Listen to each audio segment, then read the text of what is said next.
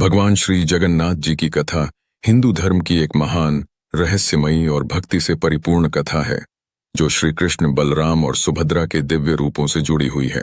भगवान जगन्नाथ को भगवान श्री कृष्ण का ही एक विशेष रूप माना जाता है। उनके साथ उनके बड़े भाई बलराम और बहन सुभद्रा भी पूजित होते हैं। इन तीनों की मूर्तियां उड़ीसा राज्य के पुरी नगर स्थित प्रसिद्ध जगन्नाथ मंदिर में प्रतिष्ठित हैं, जो 4 धामों में से एक माना जाता है। कथा की शुरुआत उस समय से होती है जब श्री कृष्ण ने अपनी पृथ्वी लीला समाप्त की।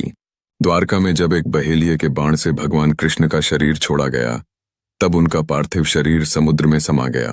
कुछ समय बाद एक चमत्कारी लकड़ी, जिसे दिव्य दरु कहा गया, समुद्र के किनारे बहकर आई, जो तेजस्वी और अलौकिक थी। इस चमत्कारी लकड़ी के विषय में जब राजा इंद्रद्युम्न को स्वप्न में भगवान ने दर्शन देकर बताया, तो उन्होंने उस लकड़ी से श्रीहरि की मूर्ति बनवाने का संकल्प लिया। मूर्तियां बनवाने के लिए कई शिल्पियों को बुलाया गया, लेकिन कोई भी उस दिव्य लकड़ी को छू नहीं पाया। तभी एक रहस्यमयी वृद्ध ब्राह्मण ने आकर कहा कि वह 21 दिनों में मूर्तियां तैयार करेगा, लेकिन एक शर्त पर, दरवाजा नहीं खोला जाए। वह वृद्ध ब्राह्मण वास्तव में स्वयं भगवान विष्णु थे। कुछ दिन बीतने पर जब भीतर से कोई आवाज नहीं आई, तो रानी ने चिंता में आकर दरवाजा खोल दिया। भीतर जो दृश्य था वह अत्यंत चमत्कारी था। वहां 3 अधूरी लेकिन दिव्य मूर्तियां थीं, जिनमें हाथ पैर पूर्ण नहीं थे, लेकिन उनकी आंखों और मुखमंडल पर इतना तेज और भक्ति का भाव था कि राजा ने उन्हें उसी रूप में स्थापित कर दिया। भगवान ने प्रकट होकर कहा कि वे अधूरे नहीं हैं।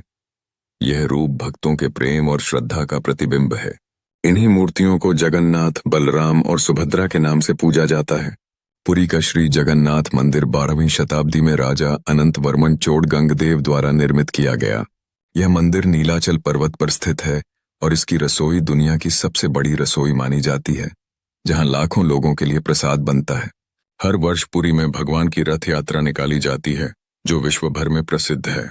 इस यात्रा में भगवान जगन्नाथ, बलराम और सुभद्रा अलग अलग भव्य रथों में नगर भ्रमण करते हैं। यह परंपरा उस समय की स्मृति है जब श्री कृष्ण, बलराम और सुभद्रा गोकुल देखने गए थे।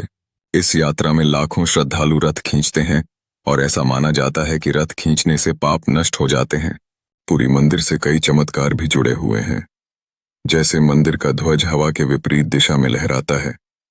सुदर्शन चक्र किसी भी दिशा से देखने पर सामने प्रतीत होता है।